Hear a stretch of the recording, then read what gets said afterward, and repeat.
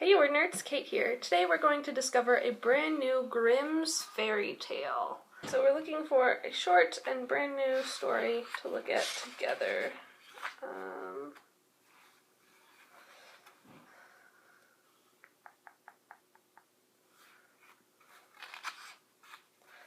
That's long. That's not terribly long. Alright, let's read this one. It is called The Pink. Alright, starting as many fairy tales do, with a queen who wants a child but does not have one.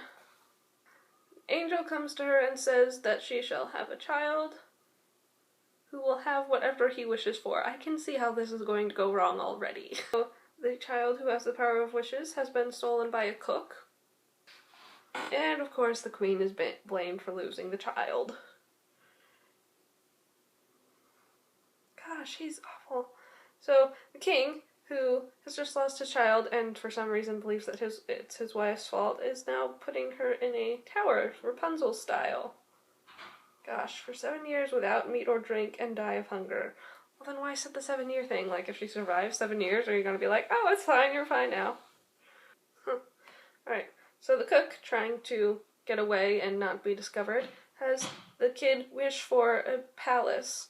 Okay, well, I feel like if you're trying to hide the fact that you've stolen a prince, then you would not do something quite so conspicuous, but you know, whatever works for you. Oh, and wish for a pretty girl as a companion. Of course. Okay, so after a while, the cook becomes paranoid, as kidnappers often do, and has the girl that the boy wished for kill him. Okay, I feel like that's not gonna work. She's gonna have a conscience. Yes, she has a conscience. Good.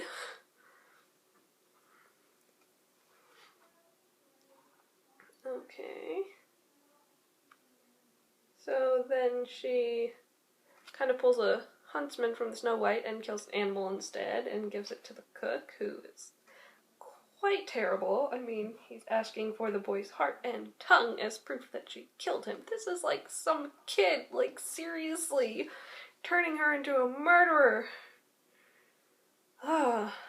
Cook has been changed into a poodle. The ultimate punishment. Oh, okay. Oh, ew, okay. Now they fed the poodle hot coals until flames burst from its throat. Fairy tales have very grim punishments. No pun intended.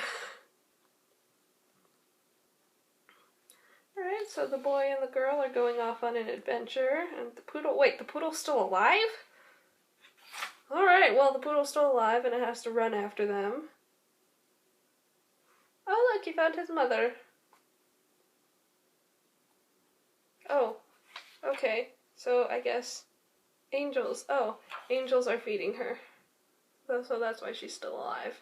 So he goes to the king in disguise, as heroes often do. Oh, wishing power comes in handy. He wished that one of the servants would start speaking of the queen and ask if she were alive.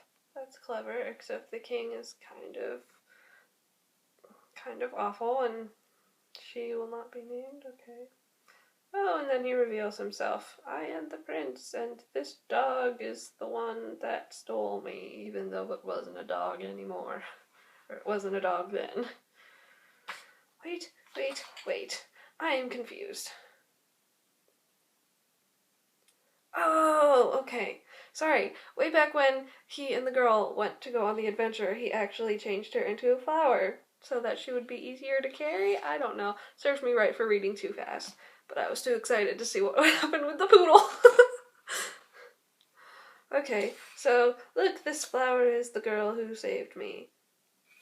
And then she turned back into the girl, and the queen came back, and oh, and then she died. Oh, well, that's sad. Why would— okay.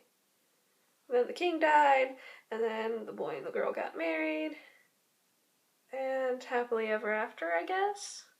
I don't know, that's a very strange story. So yeah, this is a little more like the fairy tales I'm used to seeing. You have a hero who through great misfortune, has to go on a quest to redeem himself or regain whatever it was that was taken from him or he was taken from. You have the person who kidnaps a magical child. You have the demanding of their heart as proof that they're dead. It's very classically grim, especially. Also very grim in that it's very dark. I think you'll find as you read more of the original fairy tales that they are all quite dark.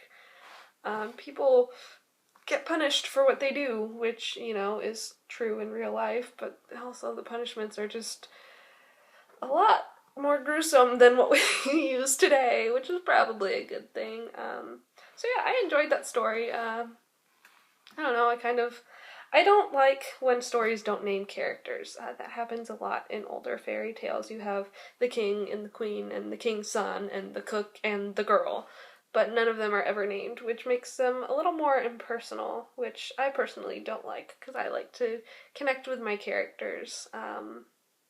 But I think at the same time that also just kind of makes them universal. When they don't have names, they're not specific people, they just are kings or queens.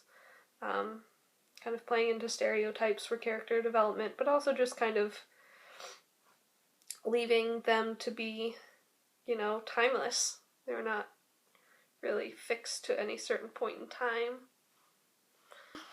So yeah, there you have it. The Pink by the Brothers Grimm. I'll put a link to that below. If you're interested in more of my words, you can check out links below to my blog, Facebook page, and Twitter account. I love to hear from you, so please comment below and let me know what you think of the story. Don't forget to like and subscribe, and you will see me next time, word nerds.